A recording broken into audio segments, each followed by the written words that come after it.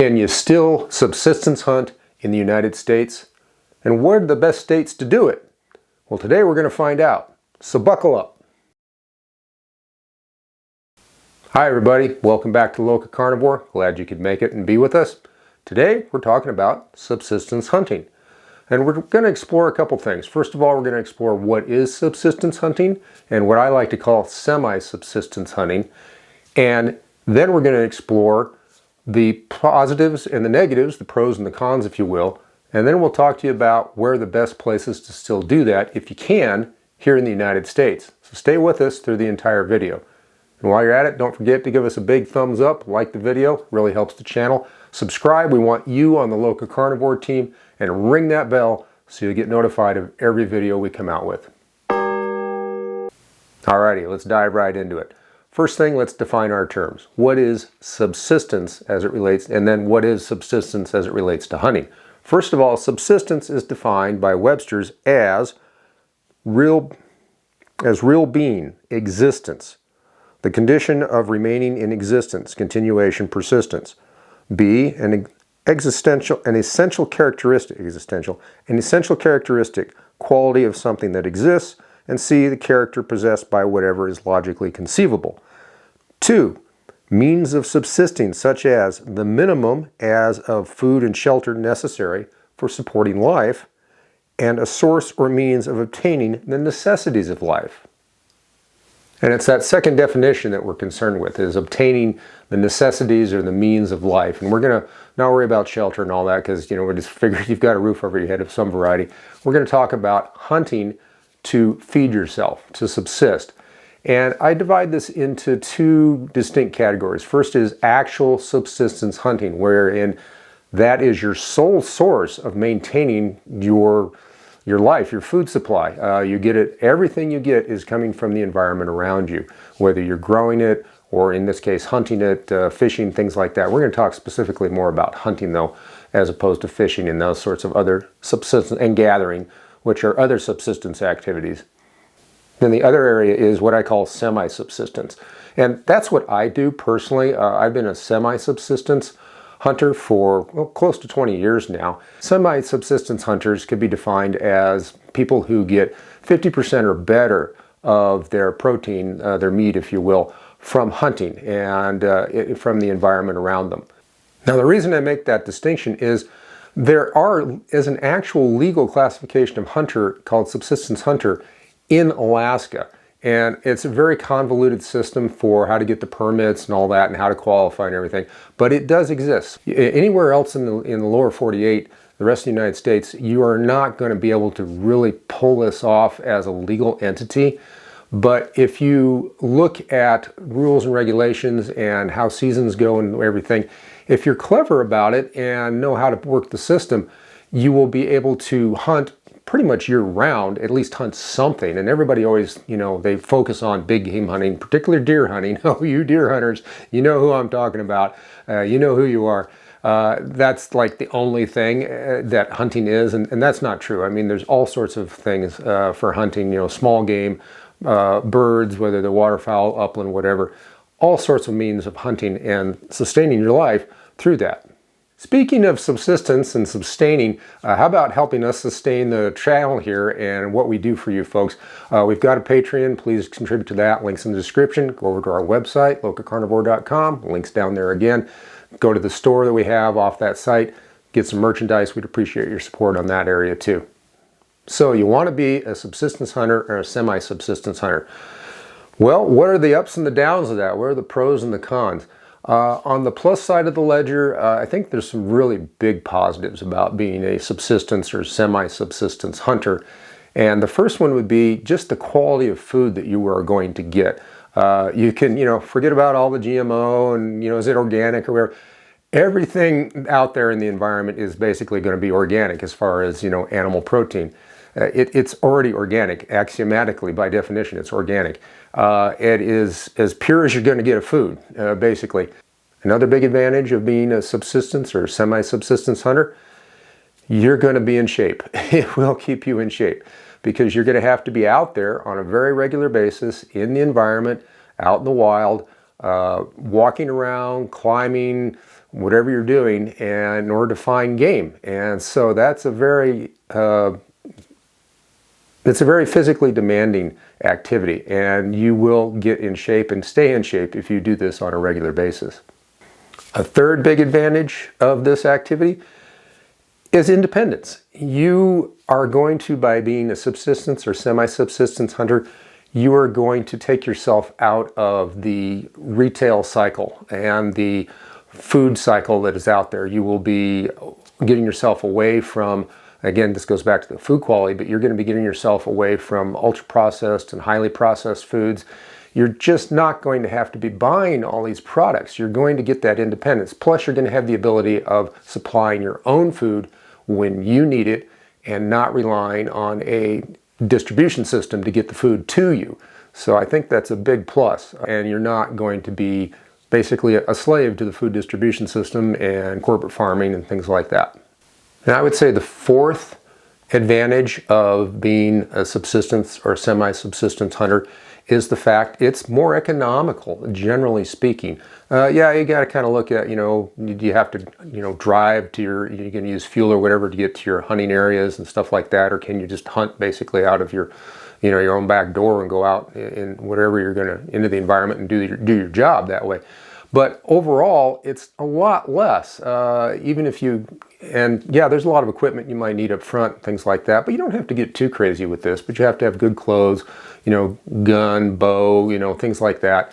And that's going to be a little upfront. But when you amortize that over the years that you're going to use all this equipment, your price per pound drops substantially. And so it is much more economical, in my opinion, to get your food this way than it is to go and pay the basically outrageous prices at a grocery store.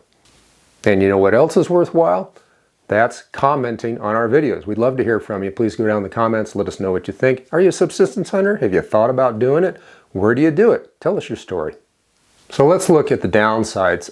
First and foremost, it's a lot of work. If you don't like putting in physical labor and putting in a lot of time out in the field and outdoors, you're not going to like being a subsistence or a semi-subsistence hunter. You've got to work at this. It is a year-round project for you. You're always going to be thinking about when you're going to be hunting, what you're going to be hunting, where you're going to go hunt, how to do it, better ways to do it.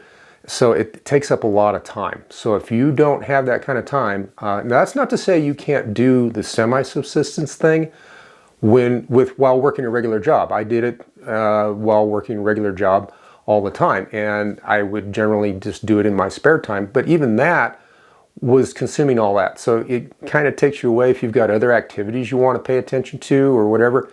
You're going to have to balance those out. You may have to put some of those things to the side in order to, improve your food supply and improve your independence. So that's probably the biggest drawback, in my opinion, is the work and the time that's required. All right, so those are the pros and cons of subsistence hunting, the definition of what it is. Now let's talk about where you do this. Can you still do this in the United States other than Alaska? We talked about that. They're kind of the outlier. So let's talk about the lower 48. The short answer is, in a lot of places, you really can do this. It's not that difficult. Most of the states I looked at, really, and I didn't look at them all, but most of the states I looked at have rather generous season lengths, and these are the criteria that you're going to have to look for.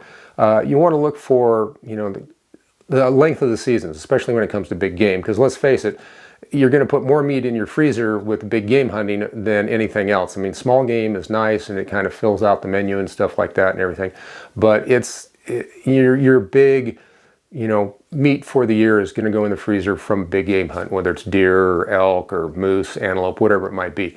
So those are your big hitters. The real question then is, how much time do you have available? Remember, this is a time-intensive sort of activity, a time-intensive lifestyle. And the longer you have for these seasons to do the job, A, the less stressed you're going to be, and B, the more successful you'll be because you're going to have more time to do it. And most states, oddly enough, and it's kind of a patchwork kind of thing. Each state is different, so I would encourage you, if you're thinking about a certain state, you're going to have to go look at their regs, look at their seasons, and see how they do it and what the overall hunting environment is. I was very surprised. Places that you would think that would have an antipathy towards hunters and hunting in general, say like Massachusetts or New York, they have very generous big game seasons, and then they also have small game available and things like that. So it can be done even in those kind of states. And then you go down to like the southeast or whatever. You know, I looked at Georgia, for instance, and again, they have very long seasons, very generous seasons for everything from birds and turkey to, you know, deer, whatever you might want to go hunt. They had very long, generous seasons. However, you get into places, oddly enough, in the Midwest, I found the seasons to be very short, like Illinois, Minnesota, or you even go to, you think it would be better out west. Colorado has very short seasons, although you can do like small game mostly year round. You have to have a permit, things like that. But most of the other states in the West are pretty generous on their seasons. Wyoming, Idaho, Montana, places like that. California, well, what do you expect for California? Nothing against you folks in California, but you know what I'm talking about. They have very short seasons, and you know, like just even a couple of days in some cases, and it's very picayune, and you got to dig down into each little unit you're going to go to and everything. It's very complicated. So California might not be your best bet. But then again, Arizona and New Mexico, again, not super long seasons, maybe a couple weeks, maybe a week to get things done for each species. So it could be a little more complicated to do it there as well. Let's assume that you want to take up the subsistence or semi-subsistence hunting lifestyle. So where are you going to choose? Like I said, it's a bit of a patchwork and everything, but I give you some general rules of thumb that will help you kind of narrow your search down to maybe at least certain parts of the country, and or kind of you can ask yourself, you can tick these little boxes about the area you're in and whether or not it looks like a strong possibility or it's not the best possibility for you. First and foremost, I would look for a state that has a long and strong hunting tradition and history of hunting. So the Southeast, they're big, you know, those Southerners, they love to hunt. And up in the Northeast, though, is amazingly, there's a lot of places, you know, Vermont, New York, any of these places, even these places have very established and long-running hunting traditions and histories. And so you go out west and states, you know, that they have the tradition of being, you know, rugged individualists and the frontier spirit and all that. So those are good possibilities with some exceptions, California and stuff like that. You got to kind of be careful there. But overall, like I said, look for a place that has a established and long-running hunting history and hunting tradition. Second of all, you want to look for a place that has reasonable amount of rural space to it. And even in what we consider the congested Northeast, there are places in each state that have quite a bit of room, quite a bit of elbow room, as my aunt used to always say. And the reason you want to look for places with a fair amount of rural space is because, to be honest, that's where you're going to do most of your hunting, is out there. That's where the public lands typically are, or private lands that you can gain access to, and that's where the game is generally going to be. So another thing you want to think about when choosing a place for this activity is the variety of game that's available, especially when it comes to the big game. And not only is there a variety of it, but how accessible is it? Are the tags for a lot of the different species like these once-in-a-lifetime draws where you might not even be able to hunt them during your entire life? You might not even get a tag. Or are the animals prevalent enough to where the tags are relatively easy to get, and even if you have to draw, you have a reasonable chance of drawing, and you know that you can get to these species. They're in areas that you can access. I mean, can you get in there on foot? You know, what's the access like? So look at all these sorts of things. You're going to find in states that have, again, like I said, a well-entrenched, a very good tradition of hunting, you're going to find that generally the tags for the resident tags, now that's what I'm talking about, the resident tags, the prices are quite low. To sum up then, you just want to look for places that have a good hunting tradition, they've got a wide variety of animals to hunt, and that you can get to them like basically year-round. There's always something on the menu, as you will, and that the tags are plentiful, easy to get, and are affordable. Well, there you go. Hopefully you learned something out of the video and hope you enjoyed it. We're so glad you spent your valuable time with us here at the LocaCarnivore. And remember, you can learn at least one thing from everybody you meet. So pay attention. Thanks for watching.